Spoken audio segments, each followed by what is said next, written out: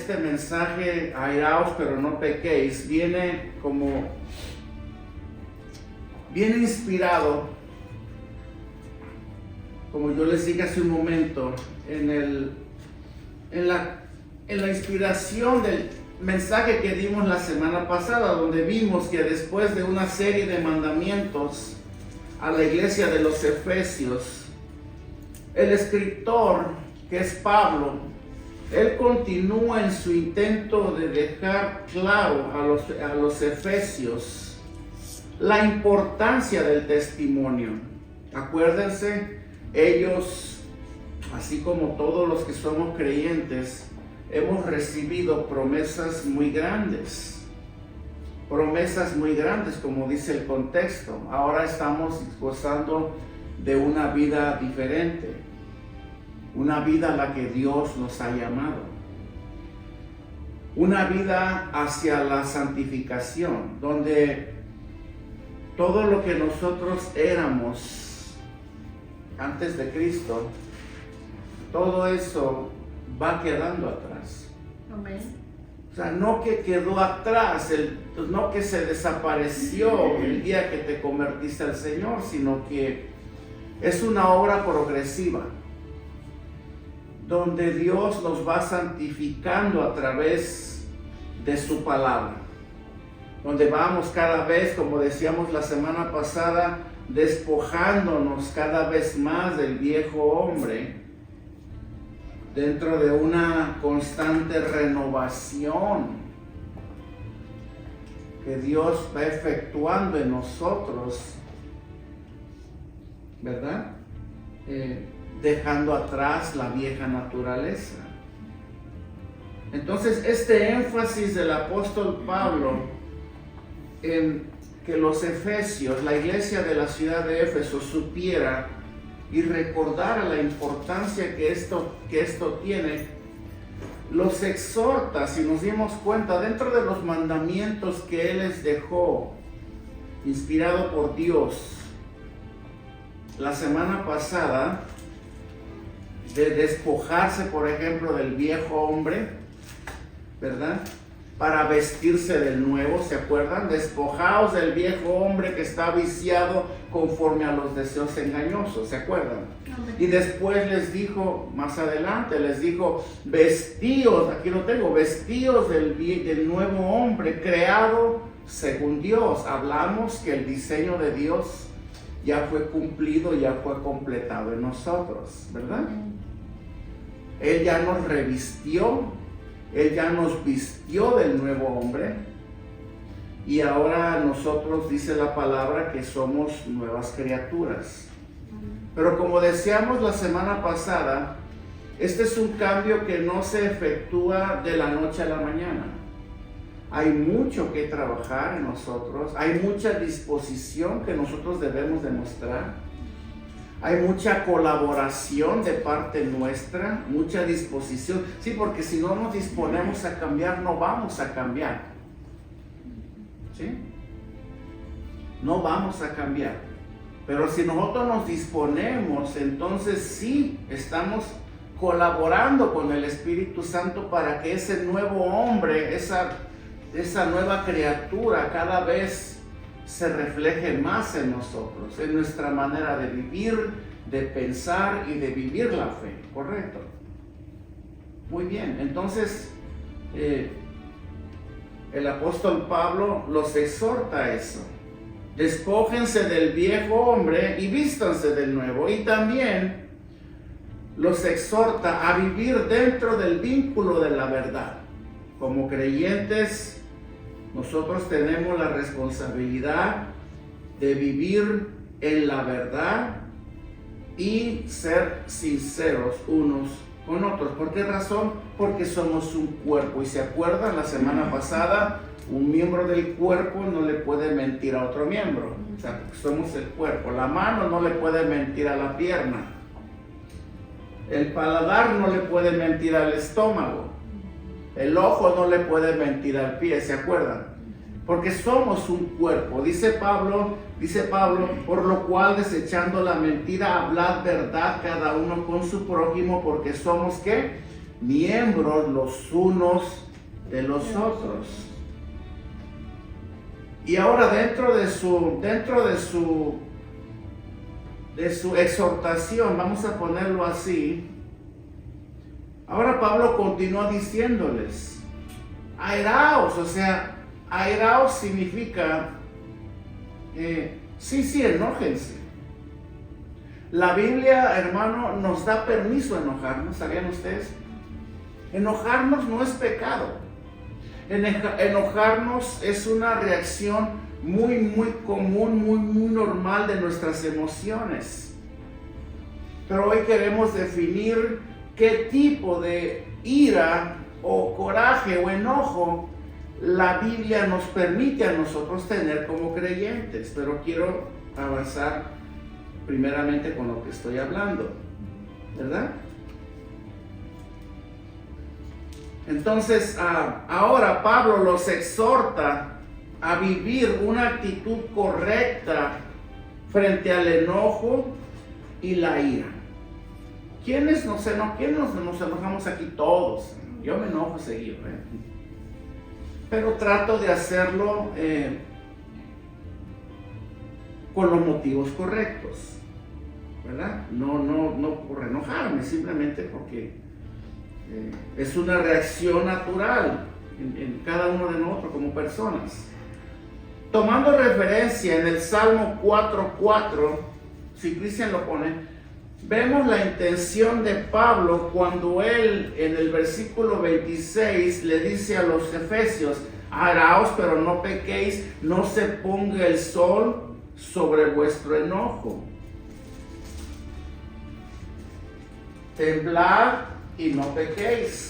Meditad en vuestro corazón estando en vuestra cama y callad. O sea, aquí está hablando de guarda la compostura, date tiempo para que te calmes, aprende a controlar a través del dominio propio que Dios nos ha dado a nosotros por el Espíritu Santo esa reacción, la cual es la reacción del enojo. Amén. Existe, hermano, por si no lo sabías, un enojo santo y un enojo pecaminoso, ¿verdad?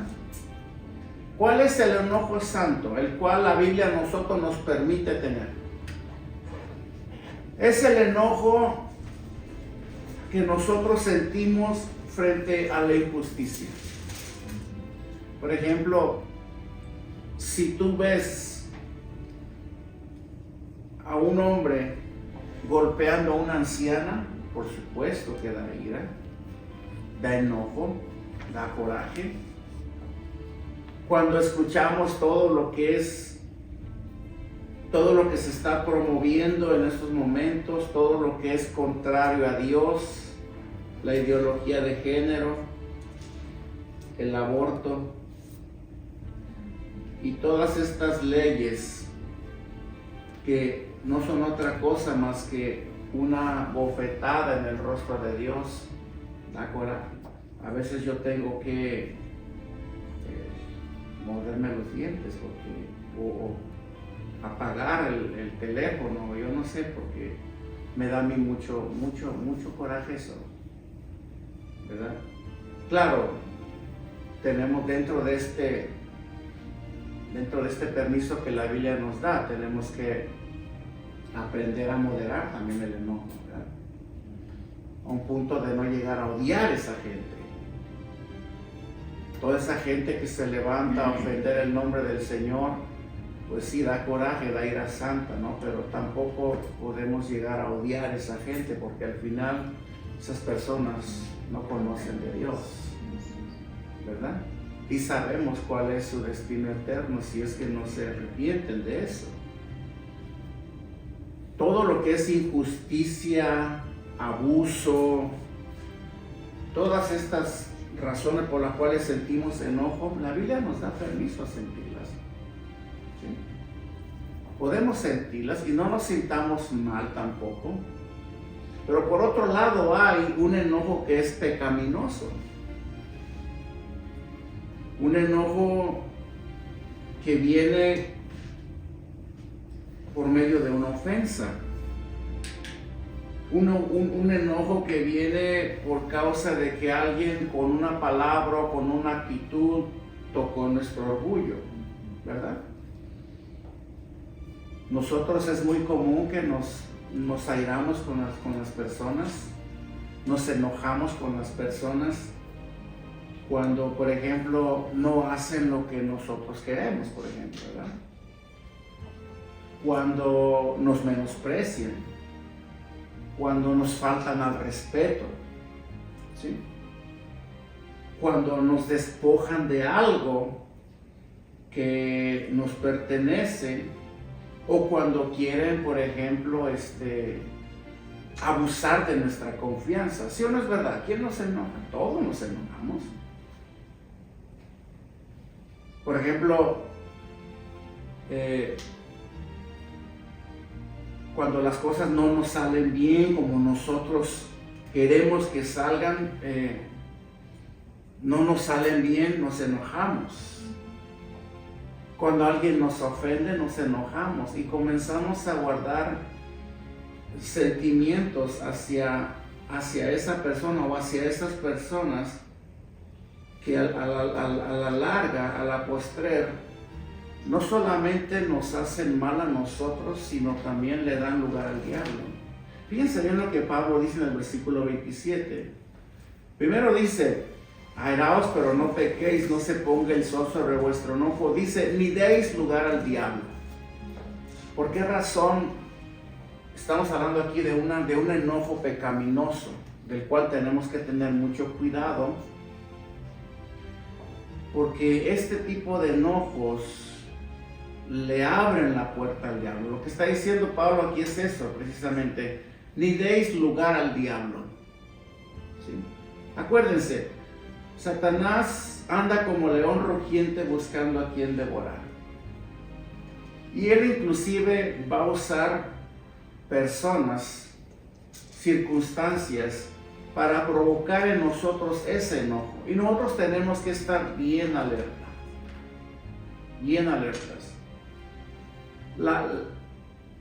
La invitación que el apóstol nos hace en esta mañana es: estén alertas, estén apercibidos, analicen bien lo que viene de afuera hacia ustedes, porque muchas de estas cosas que vienen sobre ustedes vienen maquinadas cuidadosamente con el fin de provocar en ustedes sentimientos negativos que no agradan a Dios, y que Él está esperando nuestra reacción para Él poder entrar. Acuérdate, si tú te mantienes en santidad, si tú quieres obedecer a Dios, cumplir el segundo mandamiento de amar a tu prójimo como a ti mismo, y si tú te mantienes dentro de esa intención de serle fiel a Dios en cuanto a estos mandamientos, Satanás sabe muy bien cuáles son tus determinaciones en cuanto a obedecerlo, en cuanto a caminar con Dios y vivir en santidad.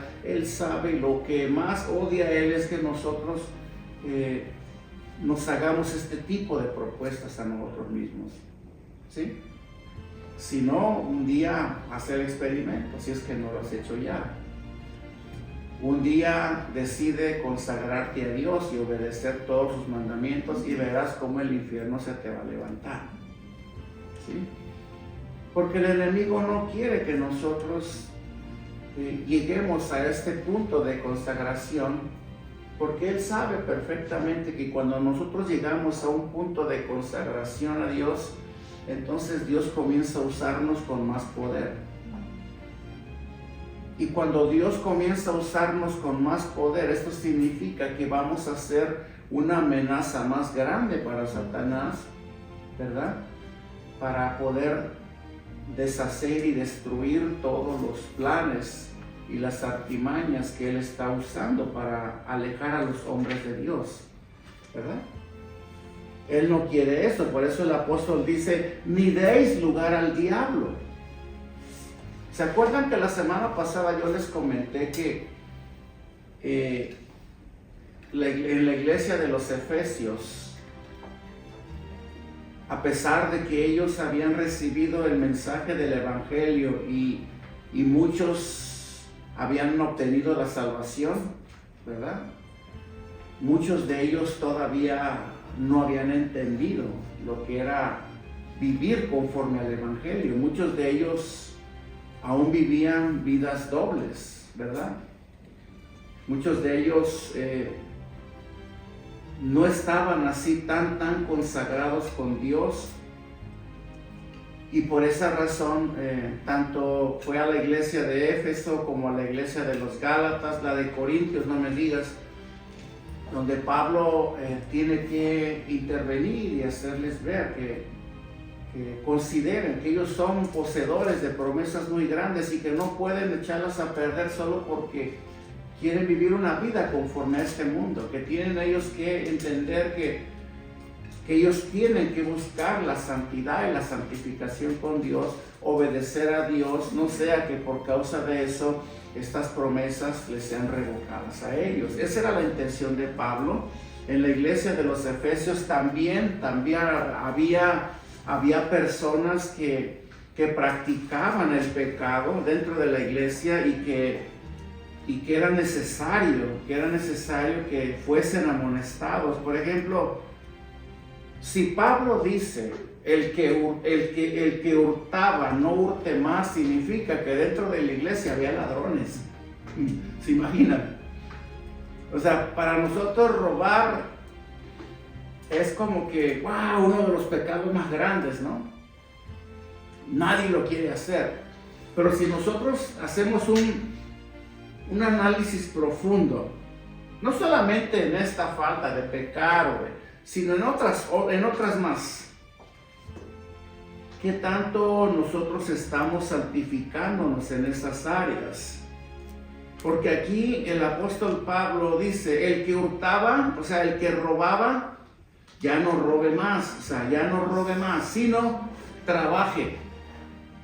Bueno, en la iglesia de los Efesios había este tipo de pecados donde las personas, no digo todas, porque tampoco Pablo se refiere a un grupo así específico, generaliza de una manera para que los que les caiga el 20 que lo agarren, ¿no? A que le toque. Pero había personas que no trabajaban, sino que para ellos era más fácil dedicarse a los negocios chuecos, como decimos nosotros, ¿verdad? Ilícitos.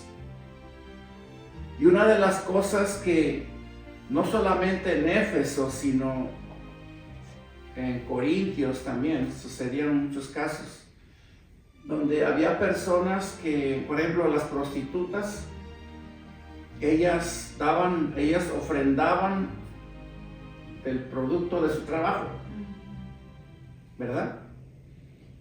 Los narcotraficantes, por ejemplo, no sé si en aquel entonces había, pero vamos a ponerlo que los que hacían negocios bajo la mesa, los que robaban, los que obtenían dinero de una manera ilícita, ellos traían ofrendas al altar, como si nada. Y eso, hermano, para Dios es abominación, ¿verdad? Para Dios ese dinero viene manchado de sangre. Por eso la Biblia, a través de Pablo, a través de los apóstoles, a través de Moisés también, nos da un énfasis claro en cuanto a esta falta, ¿verdad? Trabajen y háganlo honradamente. En las iglesias de Cristo hoy en día también puede estar pasando. Hay personas que se dedican a negocios ilícitos, que usan parte de sus ganancias. Aquí se mueve mucho la droga, aquí se mueve mucho lo que son los juegos de azar, la prostitución, y vienen a la iglesia y hacen lo mismo. O sea, esta es una condición desde aquel entonces y hasta en la actualidad. No digo que hoy en día no esté sucediendo, sí está sucediendo. Pero Pablo dice, no más. El que haga todo esto, mejor trabaje y trabaje honradamente para que tenga que compartir con el que padece necesidad. ¿Se dan cuenta? ¿Se dan cuenta que el principal motivo y la razón por la cual Pablo los exhorta a trabajar honradamente es para que compartan con el que padece necesidad? ¿Sí? Hermano, el ministerio principal de Dios, si lo podemos llamar así, es el de dar a los pobres. Amén. El de dar a los pobres. Porque dice la palabra que el que al pobre da, a Jehová presta. Y ninguna palabra corrompida. ¿Saben qué es esa palabra corrompida? Esa palabra corrompida viene de la palabra corromper, ¿verdad? Que significa algo que está dañado, que puede dañar a los demás. Una fruta que está dañada, que si la pones junto con el resto de la fruta, la va a dañar. Dice un dicho, la manzana podrida pudre a las demás. Algo que tiene ese efecto de pudrir al resto. Las palabras corrompidas son esas palabras que ya muchos de nosotros conocemos.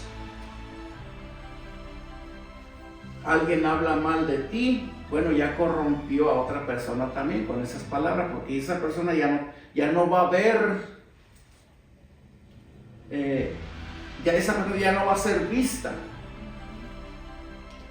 como debiera verse. ¿Me doy a entender? Dice Pablo, ninguna palabra corrompida salga de vuestra boca, sino la que sea buena. O sea, nosotros como cristianos debemos de cuidar muy bien las palabras que hablamos. Ninguna palabra corrompida, o sea, nada que corrompa, nada que dañe, nada que destruya.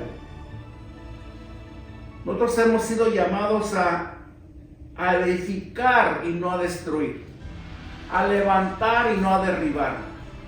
Nuestras palabras tienen un poder especial. Nosotros podemos con estas palabras derribar o levantar, ¿verdad? Y como creyentes tenemos ese llamado. Por esa razón tenemos que procurar hablar siempre de la manera correcta, conforme, como decía en el contexto, ¿verdad? Conforme nosotros fuimos enseñados por Cristo Jesús. Amén. Si es que en verdad ha sido enseñados. Amén. Por Cristo Jesús. Nosotros hablamos para edificar. Ahí está el 21:12, dice, y entró Jesús en el templo y echó fuera a todos los que vendían y compraban en el templo y volcó las mesas de los cambistas y las sillas de los que vendían palomas. Este es un ejemplo de la ira santa que Jesús experimentó, volviendo al punto anterior. Me di cuenta que lo acaba de poner. La ira santa que viene como consecuencia de transgredir y de ofenderlo, todo lo que es santo, todo lo que es justo. Aquí el Señor dice la palabra que mostró actitud de coraje, de ira, permisiva. ¿Por qué razón? Porque los judíos habían convertido el templo en lugar de mercadería. ¿Verdad? Sí, han leído ya esa parte todo. Muy bien, ahora sí continuamos.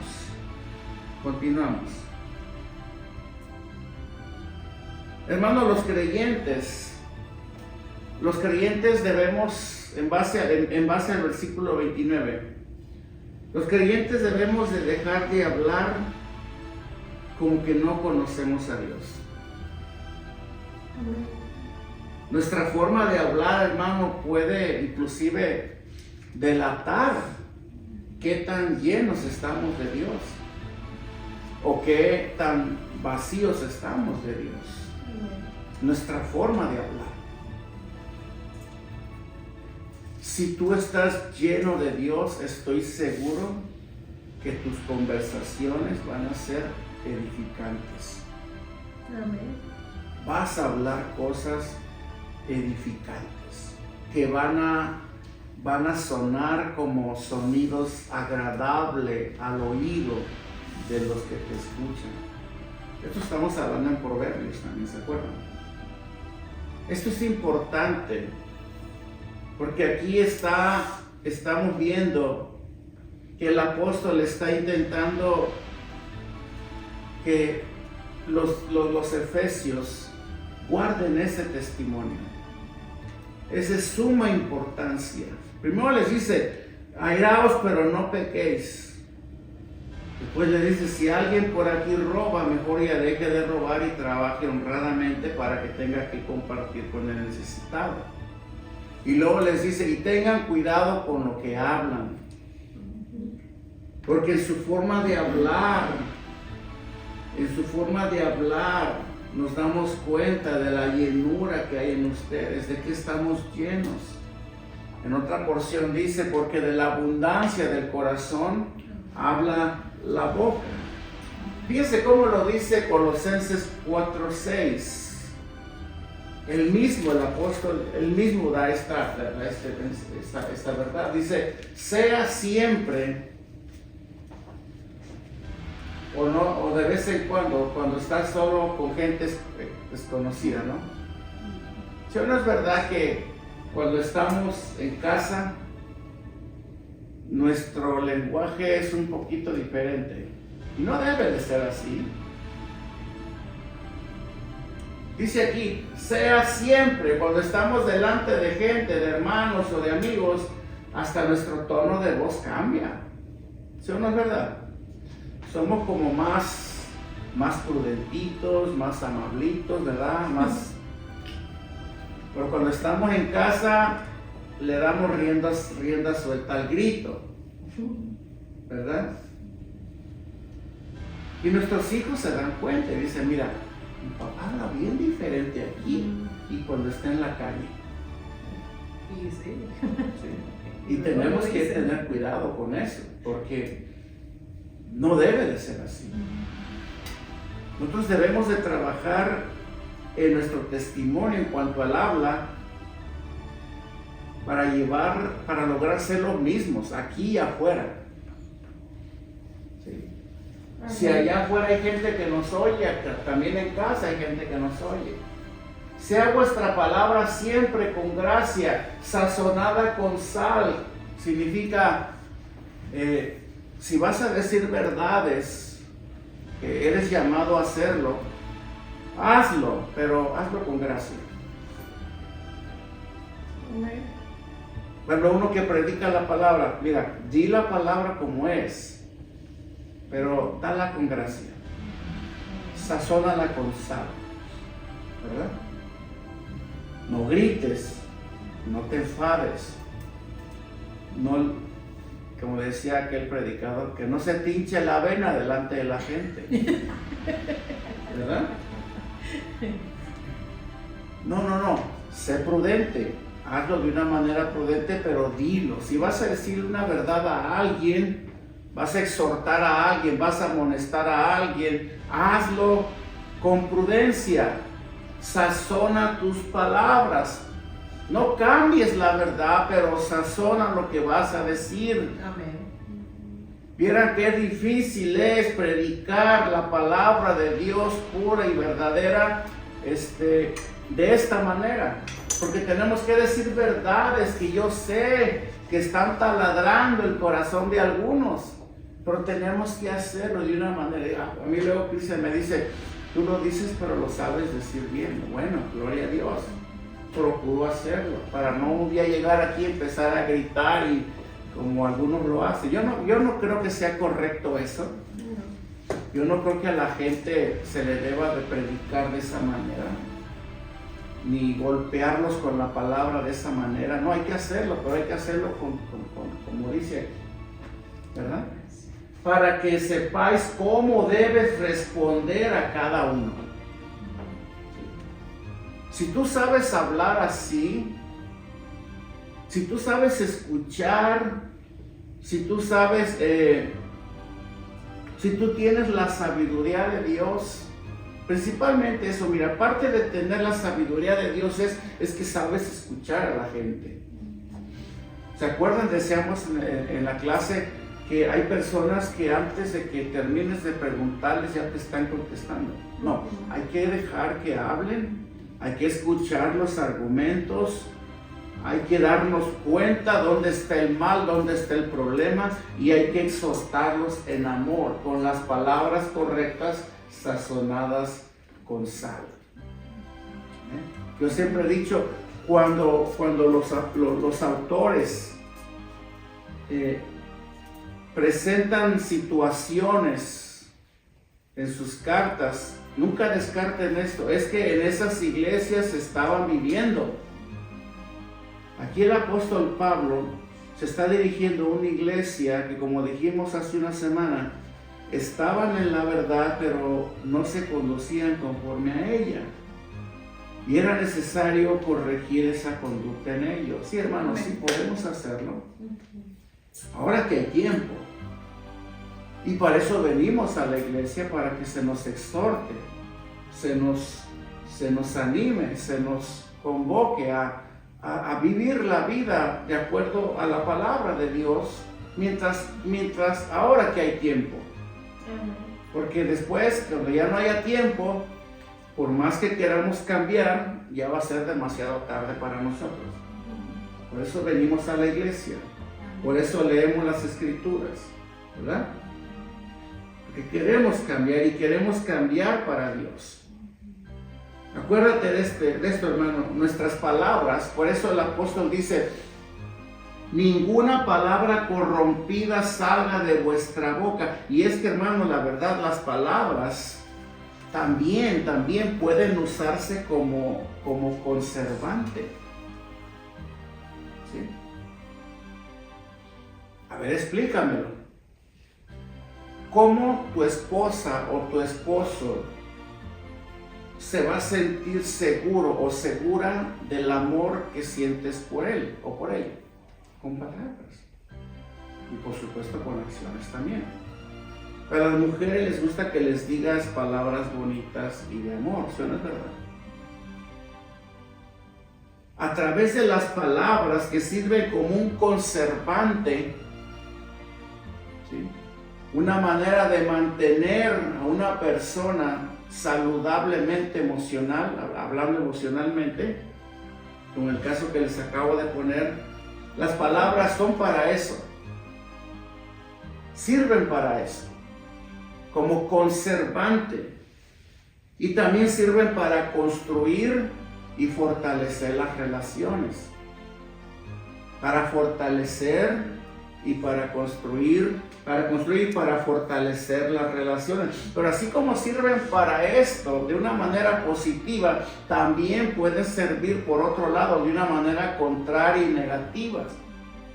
Porque nuestras palabras, hermano, pueden servir como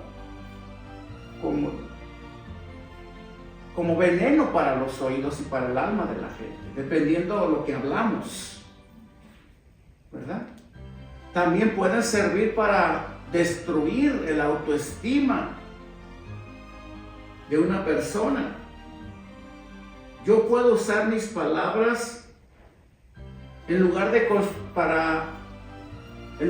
usarla para construir el autoestima de mis hijos, yo puedo usarlas para destruir su autoestima en base a lo que yo les digo, lo que yo les hablo.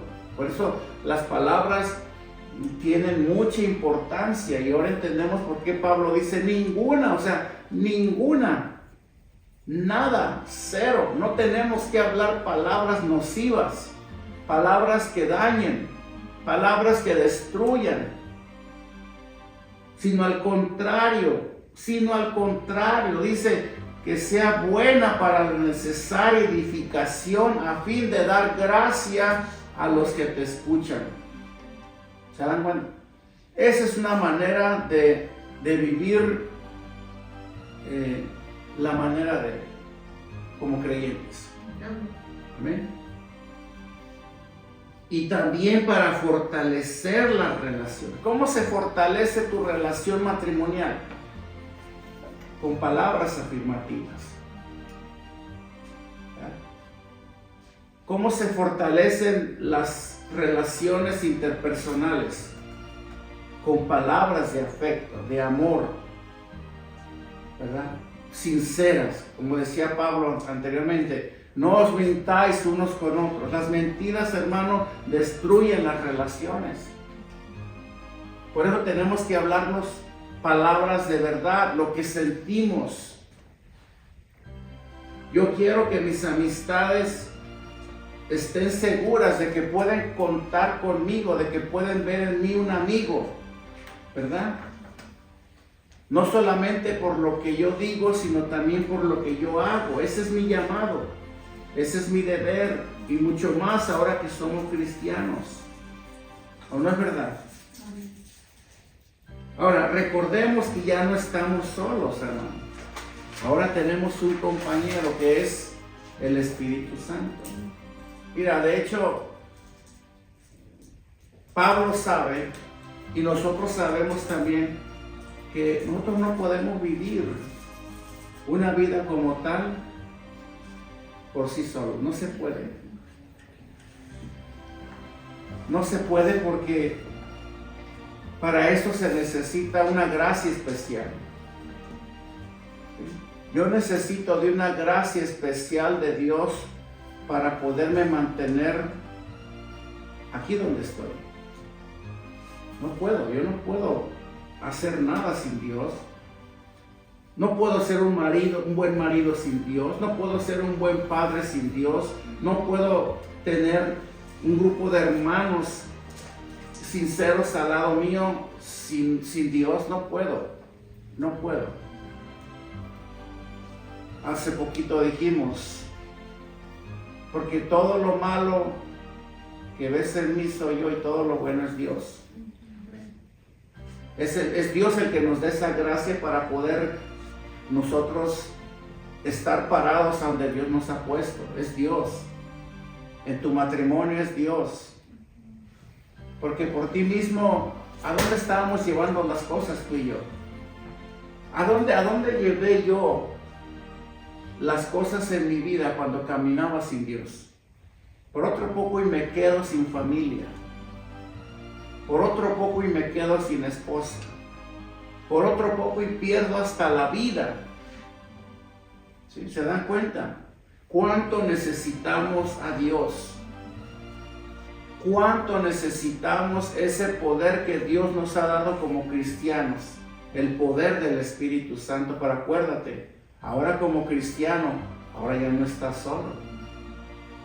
Ahora tenemos que hacernos aliados del Espíritu Santo para poder vivir esta clase de vida.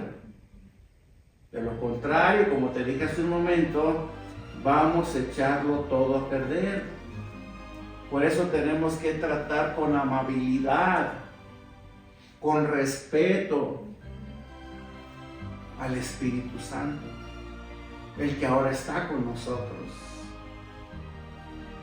Fíjense bien lo que dice el versículo 30. Pablo dice, y no contristéis, o sea, no entristezcas al Espíritu Santo de Dios, con el cual fuisteis sellados.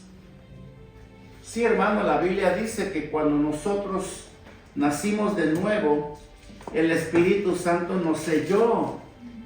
Ahora Él mora, no con nosotros, en nosotros, dentro de nosotros.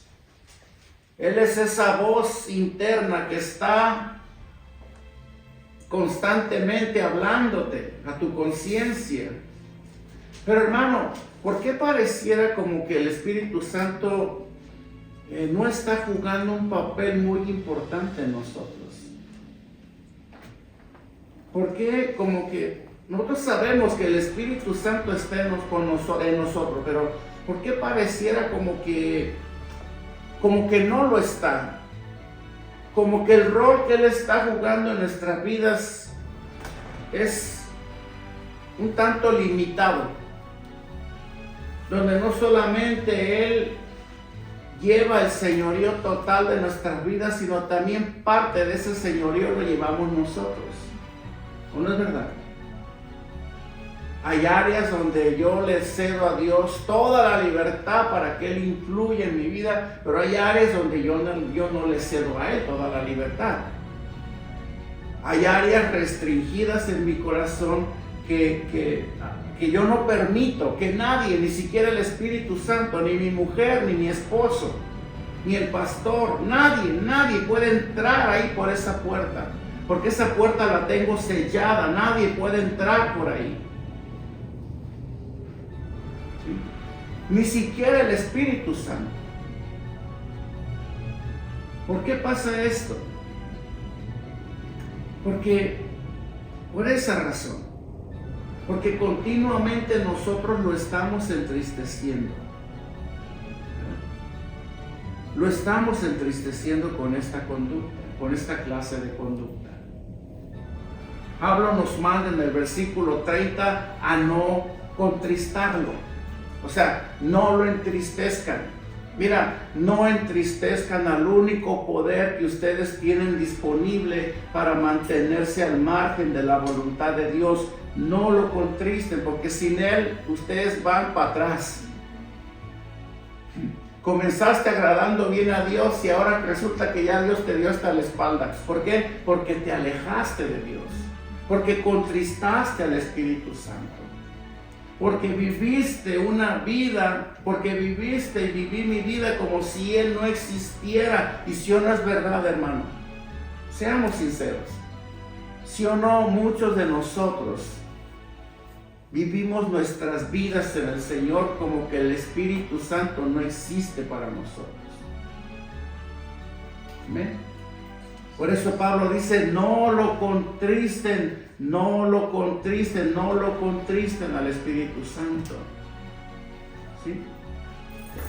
Leamos nuevamente el versículo 26, solamente deme 10 minutos. Versículo 26 dice, airaos otra vez, pero no pequéis. No se ponga el sol sobre vuestro enojo. Amén.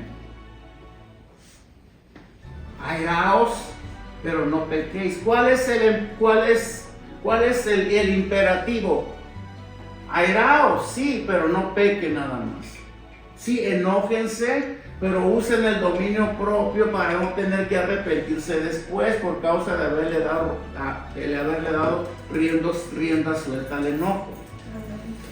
Sí, enójate. Hay injusticias que nos hacen enojar, pero mantente al margen de no enojarte más de la cuenta y de no guardar ese enojo por un tiempo prolongado, porque como decíamos hace un momento, las consecuencias de guardar el enojo por un tiempo prolongado, desobedeciendo lo que el apóstol dice al final del versículo 26, no se ponga el sol sobre vuestro enojo. O sea, asegúrate de que antes de que llegue la noche y te vayas a dormir, haber entregado ese enojo a Dios. Nunca te vayas a dormir enojado. Nunca te vayas a dormir fastidiado. Cualquiera que haya sido la clase de enojo que hayas sentido ese día pecaminoso o santo, nunca te vayas a la cama sin haberlo entregado a Dios. Amén. ¿Por qué? Porque eso se convierte en amargura. ¿Sí? En amargura en tu corazón. Yo no quiero raíces de amargura en mi corazón. Por eso, aunque me haya enojado tanto, yo lo entrego a Dios todos los días, porque yo no quiero que el día de mañana ese coraje, ese enojo que tengo sea todavía más grande y más profundo, porque lo único dañado voy a ser yo. Leamos lo que dice en el versículo 31. Dice, quítense de vosotros, versículo 31, dice, quítense de vosotros toda amargura. ¿Se dan cuenta?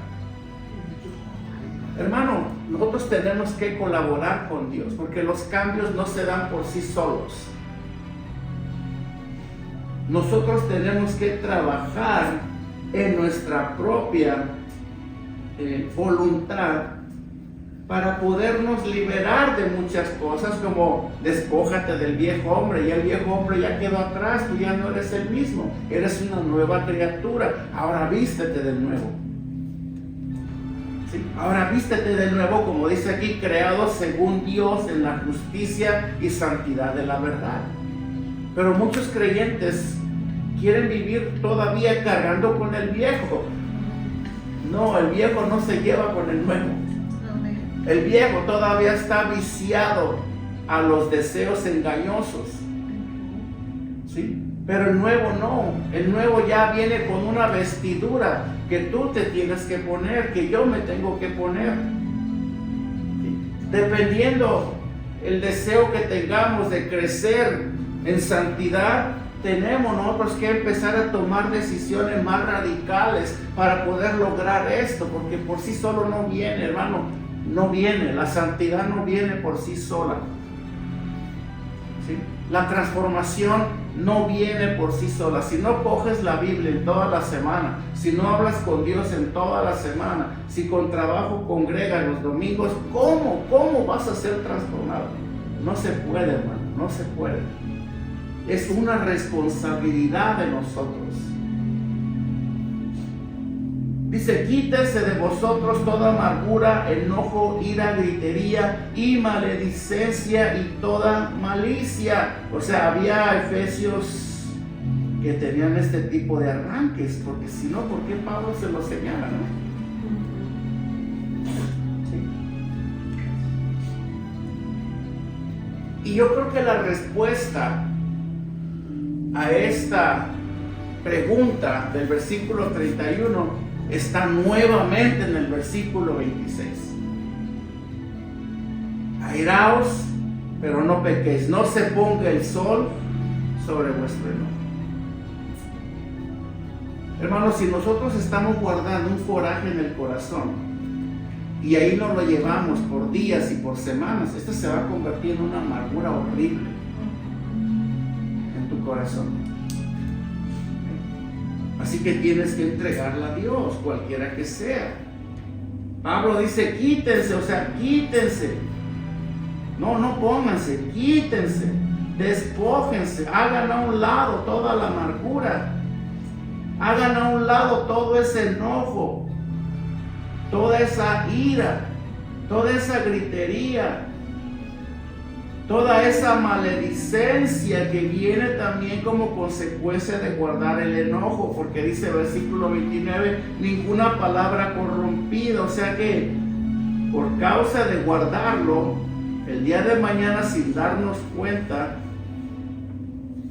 ya vamos a estar hablando palabras que, mira,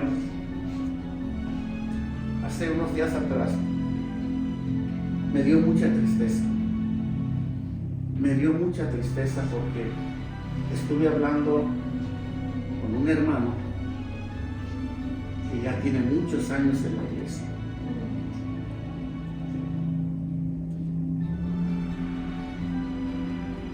Y hablando con él, me di cuenta de que él decía palabras, decía groserías.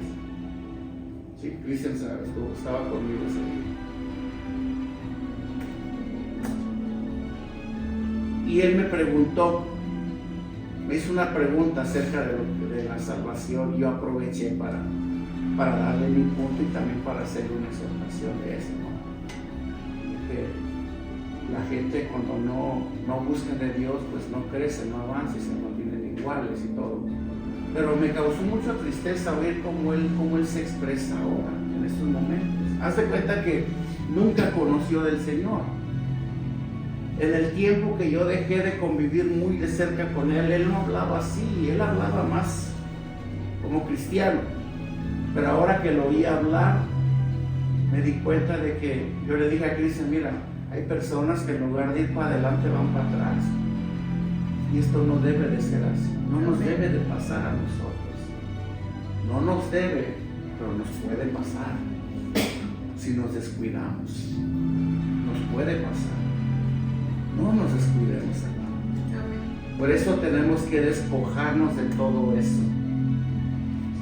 Esta es una forma directa para contristar al Espíritu Santo. Y acuérdense de esto, así viviendo de esta manera, no podemos agradar a Dios tampoco. Romanos 8, 2 al 4, veamos lo que dice el mismo apóstol Pablo. Dice, porque la ley del Espíritu de vida en Cristo Jesús me ha librado de la ley del pecado y de la muerte. Hemos sido libres, ¿o no? Bien. Porque lo que era imposible para la ley, por cuanto era débil para la carne, Dios, enviando a su Hijo en semejanza de carne de pecado y a causa del pecado, condenó al pecado en la carne. O sea, Él hizo la obra por nosotros. ¿Ah? El 4, para que la justicia de la ley se cumpliese en nosotros, ahí está, que no andamos conforme a la carne, sino conforme al Espíritu. ¿Se dan cuenta? No andamos conforme a la carne, sino conforme al Espíritu. O sea, nosotros como cristianos ya no debemos de vivir dominados por estas cosas.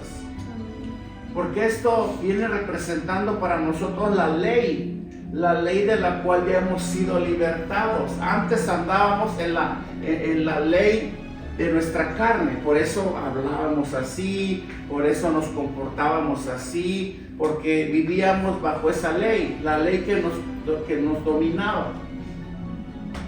¿Y cómo? Por eso dice Pablo, pero Cristo nos libertó de esto. Entonces, ¿cómo es posible que tú miras a un cristiano que antes decía que era libre y ahora lo ves hasta hablando palabras? Dices tú, ¿qué pasó aquí? ¿Fuiste o no fuiste libre? ¿Verdad? Pero hermano, te digo una cosa, y no para que nos sorprendamos o pensemos que a nosotros nunca nos puede pasar. Sí nos puede pasar a nosotros también, porque si no, no estuviera aquí.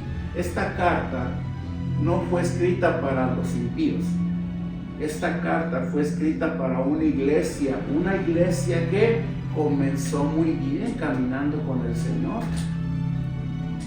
Recibieron la verdad del Evangelio, vivían en conformidad a las verdades del Evangelio, pero se descuidaron. ¿Sí? Pero se descuidaron y comenzaron a andar como los del mundo. Sí, porque en el contexto del versículo 17 al 21, Pablo les hace un recuento de lo que es la vida de los impíos. No, ustedes ya no son ellos, ya no están ahí. Ahora ustedes condúzcanse de la manera correcta, porque ustedes a libertad han sido llamados. No estéis sujetos al yugo de esclavitud nuevamente. ¿Cómo es posible, hermano, que has conocido la verdad del Evangelio, la verdad que tiene el poder para hacernos libres, mas sin embargo seguimos portándonos como los del mundo? Seguimos practicando cosas como las del mundo. Entonces no hemos sido libres. O Dios miente, o nosotros no nos hemos consagrado a Dios todavía.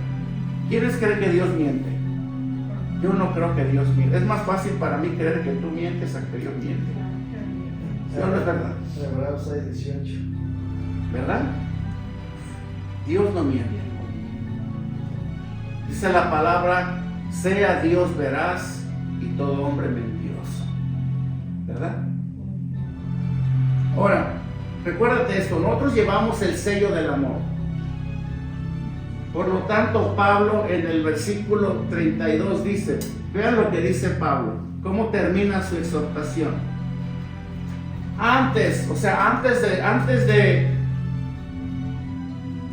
Antes de dejarte controlar por el coraje, por la ira, por la amargura, antes de guardar malicia en tu corazón, sí, hermano, se puede guardar malicia en el corazón.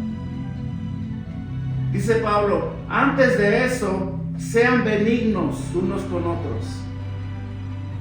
Sean benignos. Hermano, la benignidad es una cualidad o una virtud que sobresale en medio de un mundo de crueldad y de egoísmo como el que estamos viviendo.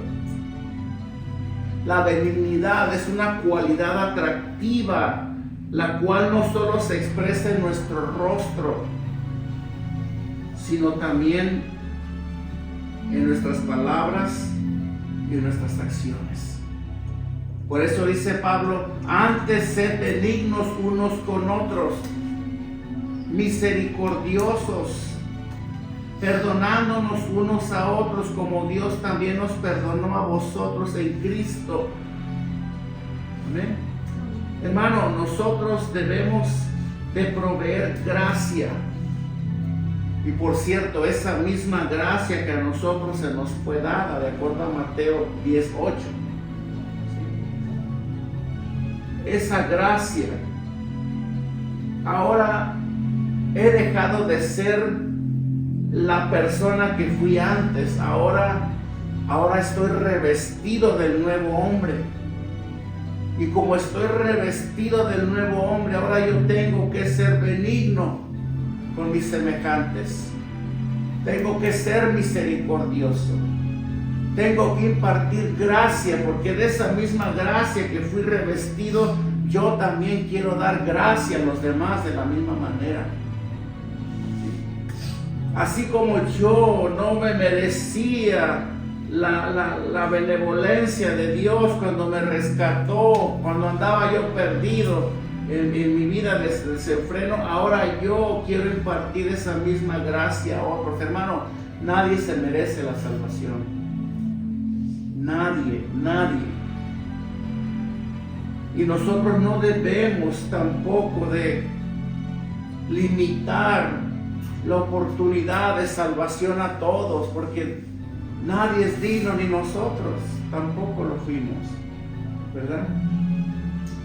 Sino tenemos que impartir eso, dar de gracia lo que se nos ha dado. Hermano, ¿qué tenemos nosotros que no se nos haya dado primero? Todo se nos ha sido dado por Dios. Nosotros, si tenemos acaso un grado de bondad muy pequeñito, no vino de nosotros, vino de Dios.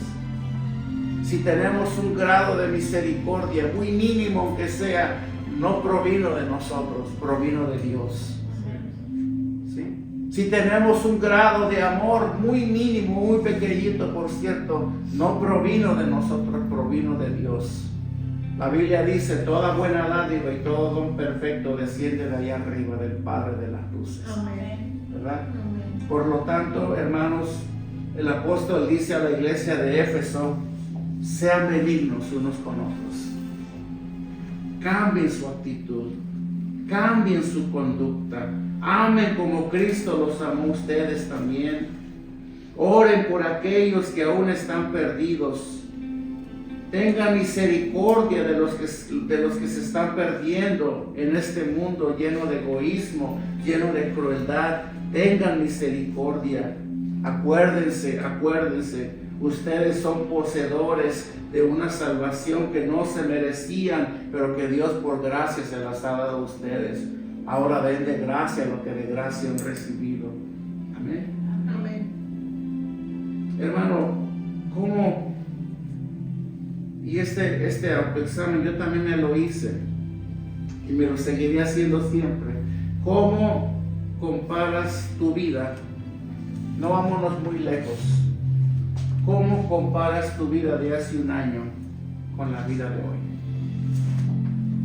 Acuérdate, la semana pasada dijimos, despojaos del viejo hombre y vestíos del nuevo hombre creado según Dios.